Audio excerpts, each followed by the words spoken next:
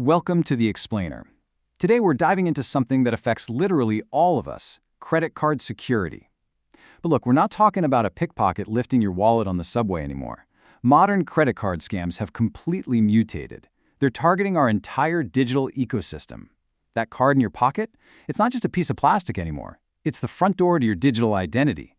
And defending it means we've got to totally shift our mindset. Okay, let's dive into this. Fraud has not disappeared, it has migrated. That quote right there, it perfectly nails the reality of financial crime today.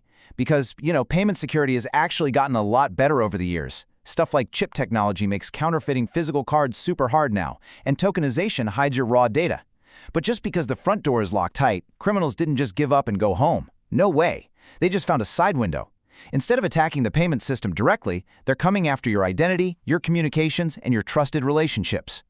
So here is our roadmap for this explainer. We're going to cover 1. The illusion of safety, 2. The human exploit, 3. Invisible threats, 4. The resilient control stack, and 5. The action plan. Let's get right to it. Section 1. The illusion of safety, the scale of modern fraud. It's wild, but even with all this advanced security tech, the threat is actually blowing up. The sheer scale is staggering. In 2024 alone, European authorities tracked 1.3 billion, yes, billion with a B, euros in card fraud. And over in the US, hundreds of thousands of reports of card misuse and fake applications. The big takeaway here isn't just that fraud is everywhere. It's proof that whenever we build a better wall, criminals just figure out a new way around it. Because they've pivoted, our defense strategies have to pivot too. The old advice was pretty basic, right? Protect the physical plastic and just look for that little HTTPS or padlock in your web browser. And sure, that's not totally useless, but modern attacks are engineered to look flawlessly legitimate. A slick professional website can be a total scam. A phone call can perfectly spoof your bank's caller ID. Today, modern defense is all about independent verification and locking down the broader digital ecosystem around your card. Which brings us to Section 2, the human exploit, manipulating the user. Since the systems are so hard to hack now, fraudsters bypass them by going after the most vulnerable link in the chain, us. They use social engineering vectors to manipulate human nature. We're talking phishing, with fake websites that perfectly mimic real brands, like delivery companies or tax authorities. Then there's vishing, voice phishing, where they spoof a caller ID. And get this, they might already know your name or partial card details from an old data breach to instantly sound credible. There's smishing, with text message lures, QR code phishing hiding malicious links on parking signs, and outright account takeover from reused passwords. Across all these channels, their playbook is exactly the same. They manufacture extreme urgency, fake some authority, and give you a highly plausible story so you don't stop, breathe, and think.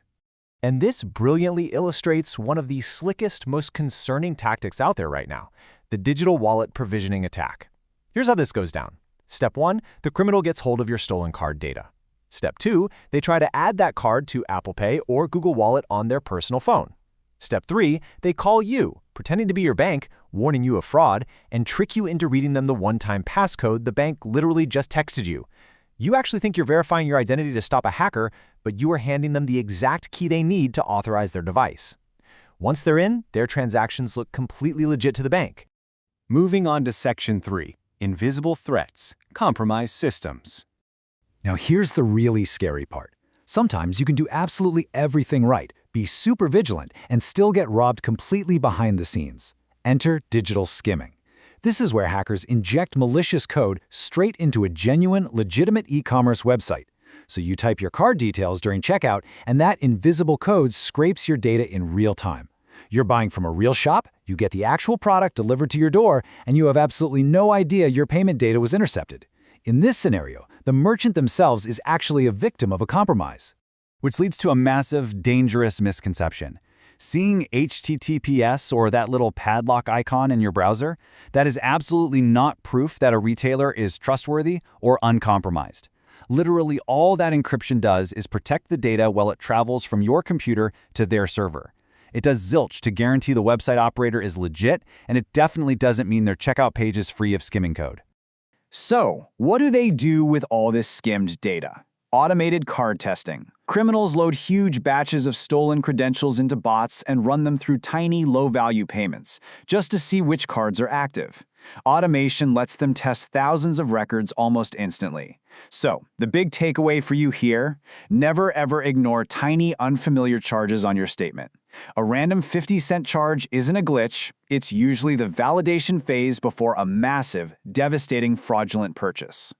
All right, Section 4, the resilient control stack, your 5-layer defense. So the crucial point is, how do we actually fight back? We need to build a comprehensive personal defense strategy. Let's construct your resilient 5-layer control stack. Layer 1 is visibility. You've got to turn on real-time push notifications or text alerts for every single transaction, cash withdrawal, and account change. Visibility dramatically shrinks the window between a breach and your reaction time. But hey, don't let this replace checking your actual monthly statements. You still need to hunt for those sneaky, low-value recurring charges that might slip past the alerts. Next up, Layer 2, account security. This is non-negotiable. Stop reusing passwords. Seriously, get a reputable password manager and use unique passwords for everything. You also must enable multi-factor authentication wherever you can, ideally using an authenticator app, not text messages. And here is the single most critical tip. Lock down your email account. Why? Because your email is the master key. It's the primary recovery channel for basically all your financial accounts. If they get your email, they get the whole shebang. Layer 3 is payment data minimization. Basically, try not to leave your raw card details scattered across dozens of online stores. Use guest checkouts when you can. Even better, use digital wallets like Apple Pay or Google Pay, which use tokenized payment methods. The merchant gets a restricted token instead of your actual card number. But remember, if you're using digital wallets, you absolutely must have strong device locks and biometric controls turned on to protect the wallet itself on your phone. Moving to Layer 4, merchant verification. Before you buy from an unfamiliar retailer, take a second to verify them independently. Check their trading history, look up real contact info, and read the returns policy. And please, do not assume search engine results or social media ads mean a company is legit. Fraudsters buy ads literally all the time. Massive red flags include insane discounts, high-pressure countdown timers, or payment requests that take you outside a normal checkout process. And finally, Layer 5, physical discipline. Look, digital fraud dominates the headlines, but old-school physical theft and skimming at gas pumps or cash machines, that still happens. Keep up your basic physical vigilance. Shield your PIN, inspect card terminals to see if they look bulky or altered. And if you misplace your card, don't panic. Just immediately use the temporary freeze feature in your banking app while you look for it. Section 5, action plan and ecosystem impact. Okay, so what exactly do you do when a compromise inevitably occurs? Before you do anything else, burn this golden rule into your memory. Independent verification. If you get a surprise call, text, or email about your card, do not keep engaging. Just hang up. Close the message. Do not click the link. Then manually contact the institution yourself using official channels. Call the number literally printed on the back of your physical card or open your official banking app. I promise you, a genuine bank fraud team will never, ever get mad at you for hanging up and calling them right back. Now, when things do go wrong, speed matters. Report it immediately through those official channels. Freeze or replace the card. Crucially, and a lot of people forget this, make sure you also revoke any digital wallet tokens linked to that card. Reset your online banking credentials, and if you suspect an account takeover, change your email password instantly. Do not try to investigate or engage with the fraudster yourself. And finally, check your credit files to make sure they aren't using your details for wider identity theft, like taking out a loan in your name. Look, just getting a piece of replacement plastic in the mail will not fix the problem if the criminal is still sitting in your email inbox or your favorite merchant login. Because at the end of the day, credit card fraud thrives in those invisible gaps between our identity, our communications, and our payment controls. To truly defend yourself today, you have to ask yourself a hard question. Are you just protecting a piece of plastic in your wallet, or are you actively defending your entire end-to-end digital identity? Treat your card like a connected piece of your digital life, stay hyper-vigilant, and always rely on independent verification.